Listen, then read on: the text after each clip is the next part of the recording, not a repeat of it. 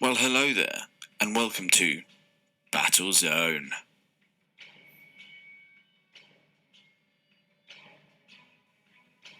Today we're going to take you back to 1415, to the fields of Agincourt in northern France.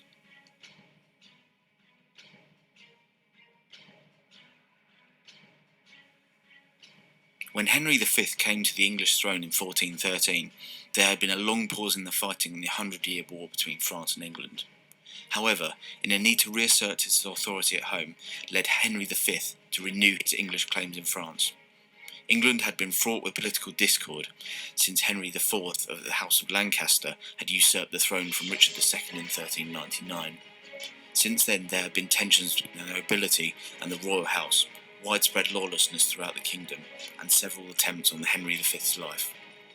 The situation in England, coupled with the fact that France had been weakened by its own political crisis, with the insanity of Charles VI having resulted in fighting for power amongst the nobility, made it an ideal moment for Henry to press his claims. When the French rejected Henry's substantial territorial demands, he arrived in Normandy in August of 1415 with a force of about 12,000 men and laid siege to the city of Harfleur. The city surrendered within 6 weeks, but the siege was costly. It lasted longer than Henry had anticipated, and his numbers were significantly diminished as a result of casualties, desertion, and disease. Departing from Harfleur on October the 8th with a force of around 1,000 knights and men-at-arms and 5,000 archers, Henry marched northwards towards the English-held port of Calais, where he disembarked for England.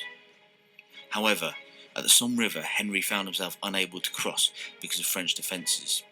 He was forced to take a detour inland and cross further upstream.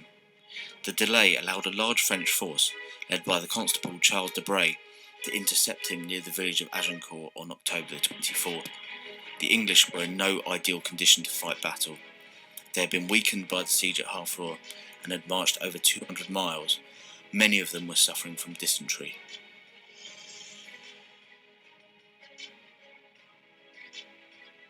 Now, on to the battle stats.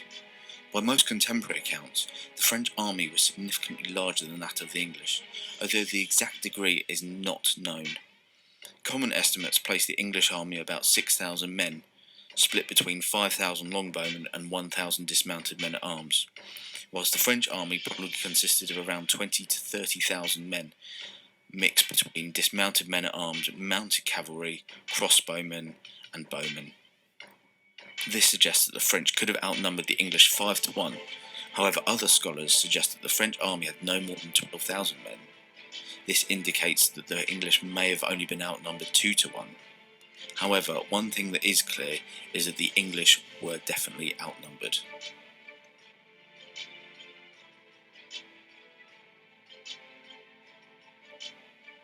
In the early morning of October 25th, 1415, Henry had positioned his army for battle. The positioning was on a recently ploughed field, bounded by woods. His men-at-arms were stationed in the centre, flanked by wedges of archers who carried longbows that had an effective range of 250 yards. The longbowmen had placed sharpened stakes in front of their position to shield them from the cavalry. The terrain favoured Henry's army, as it reduced the numerical advantage of the French army by narrowing the front. This would prevent manoeuvres that might overwhelm the English ranks. Fighting commenced at 11 a.m, beginning with an almighty cavalry charge. The field that the French had to cross to meet the enemy was muddy after a week of rain, which slowed their progress, during which time they endured casualties from English arrows. When the first French line reached the English front, the cavalry were unable to overwhelm the archers, whose sharpened stakes were an effective defence. As the cavalry retreated, they disrupted the approaching line of French infantry. This disorganised first line of French knights clattered into the English dismounted men-at-arms. The second wave that poured in found themselves so tightly packed that they were unable to use their weapons effectively. As the third line of French infantry joined, the archers abandoned their longbows and began fighting hand-to-hand with the swords and axes alongside their men-at-arms. Being lighter than the heavy knights, they could move across the battlefield with ease, killing them swiftly. Recoiling at the pile of corpses before them, the third line was unable to make an effective charge. The tide of battle began to turn towards the English. Seeing this, many of the French withdrew. However, many were detained as prisoners for ransom. As this happened, a band of French peasants led by local noblemen began plundering Henry's baggage behind the lines. Thinking it was an attack from the rear, Henry had the French nobles he was holding killed. This turned out to be unnecessary. The battle probably lasted no longer than 3 hours, and some say it was as short as half hour.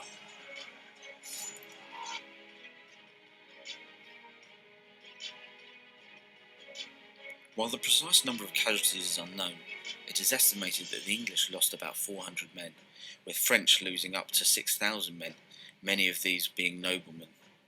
After the victory, Henry continued to march to Calais and arrived back in England in November to an outpouring of nationalistic sentiment. Contemporary accounts describe the triumphant reception in London on November 23rd, with elaborate displays and choirs attending his passage to St Paul's Cathedral. The effect of the victory on national morale was powerful.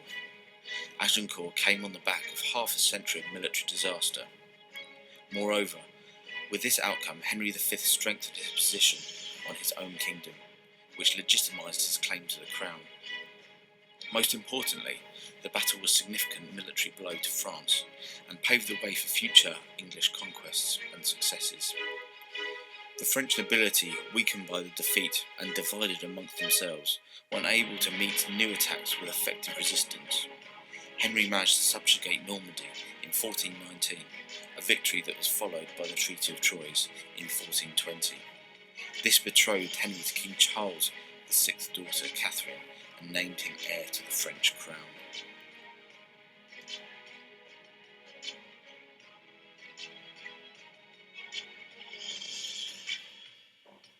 I hope you enjoyed this episode of Battle Zone. Make sure you like and subscribe for more of historical battles. Thanks for watching, and as always, I'll see you on the battlefield.